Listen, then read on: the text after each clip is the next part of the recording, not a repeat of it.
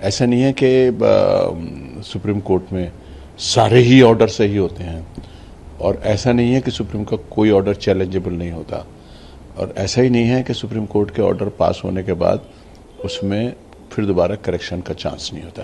This is the simple answer. So now coming back to the subject which you are talking about, اس subject کے اوپر آپ نے کہا ہے کہ ایک سپریم کورٹ کا ایک آرڈر آیا ہے کہ جو ہماری ڈیورسڈ جو بچیاں ہیں ان کا بھتہ اور ان کا مینٹیننس اور اس کا سب کچھ کا دھیان رکھتے ہوئے اس کے اوپر انہوں نے آرڈر کیا ہے کہ وہ کمپلسری ہونا چاہیے، فار لائف ہونا چاہیے. دو ایشوز ہیں.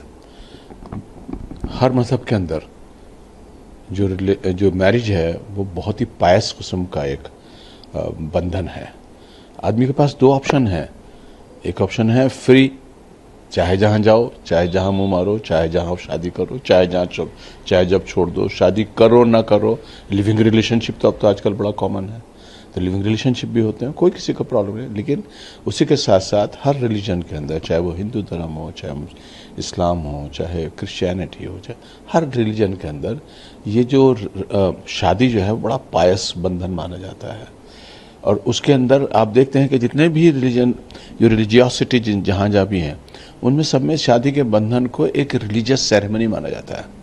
مسلمانوں کے اندر بھی باقاعدہ جب نکاح ہوتا ہے تو قرآن کی آیتیں بھی پڑھی جاتی ہیں، اس کا مطلب بھی بتایا جاتا ہے. ہندو دھرم کے اندر بھی دیکھیے اشلوک پڑھے جاتے ہیں. کس طرح سے کرسچینٹی کے اندر بھی ان کے بائبل کے پارٹس پڑھے جاتے ہیں. تو کون سا ریلیجن ایسا، اور کچھ ایسے بھی ہوتے ہیں they don't believe in the religion, they go and do the marriage, court marriage کر لیتے ہیں. تو اس کورٹ میرج کے اندر بھی ان کا اپنا لا نہیں چلتا ہے میاں بیوی کا. کورٹ میرج میں بھی کورٹ کا لا چلتا ہے کیونکہ they are bound by the court order. تو اسلام جہاں تک تعلق ہے، اسلام میں جو جہاں تک شادی بیاہ کا جو معاملہ ہے وہ اس کے اوپر بہت فوکسڈ ہے اور بہت ہی important segment of our culture اور ریلیجن ہے. اور اس میں عورت اور مرد کے حقوق کے تعلق سے بڑا کلیئر کٹ بتایا گیا ہے کہ اس میں کس طرح سے ہونا چاہیے، کیسے کرنا چاہیے. مرد کے اوپر یہ بڑی ذمہ داری ہے کہ اس کا ہر طرح سے خیال رکھے، کیونکہ وہ بتایا گیا ہے کہ جو لڑکی ہے اپنے ماں باپ کے پاس سے نکل کر آپ کے پاس آ رہی ہے، آپ کے شرن میں آ رہی ہے، آپ سے ایکسپیکٹ کرتی ہے کہ یو وڈ بیہیو پراپرلی. تو آپ کے اوپر یہ ریلیجس ریسپانسبلٹی ہوتی ہے کہ اس کی صحت کا، اس کے جو رہنے کا، اس کے خرچے کا خیال رکھیں جب تک وہ آپ کے پاس آپ کی بیوی کے طور پر موجود ہے. اب فار ون ریزن اور دی ادر ہم لوگ ساتھ نہیں رہ پاتے، میاں بیوی کا تعلق ٹھیک نہیں رہتا، چاہے وہ خود خلا لے لے یا مرد اس کو طلاق دے دے. ان دونوں صورتوں کے اندر اب وہ اس شادی کے بندھن سے آزاد ہو گئی. اس شادی کے بندھن کا مطلب یہ ہے، آزاد ہونے کا مطلب کہ جو اس کا کانٹریکٹ تھا، جو کانٹریکچوئل obligation تھا between the husband and wife, that is over now. Now she is no more the wife. And the kind of the facilities, the kind of considerations, the kind of duties, the kind of responsibilities, the kind of ownership, whatever you say, once she was married to a man, اس کے اوپر اس contract کا میاں اور بیوی دونوں کے اوپر لازمی ہوتا ہے کہ اس کو فالو کریں.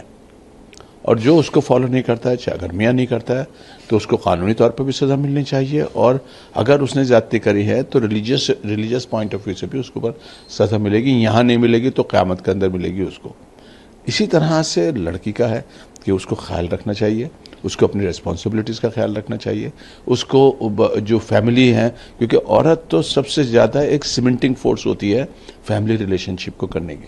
مین اتنا زیادہ وہ نہیں ہوتا، اس کو اپنے اور بہت ساری چیزوں کے اندر ہوتی ہیں، لیکن اللہ تعالیٰ نے عورت کو ایک بڑا ہی ایک صنف نازک بنانے کے ساتھ ساتھ اس کو وہ دی ہے، کیپیسٹی دی ہے کہ وہ چیزوں کو برداشت کرتی ہے، چیزوں کو ٹھیک کرتی ہے. تو وہ جب تک وہ کر پائی. اب جب تک وہ مسئلے کے اپنے ساتھ کمپرومائز کر پائی.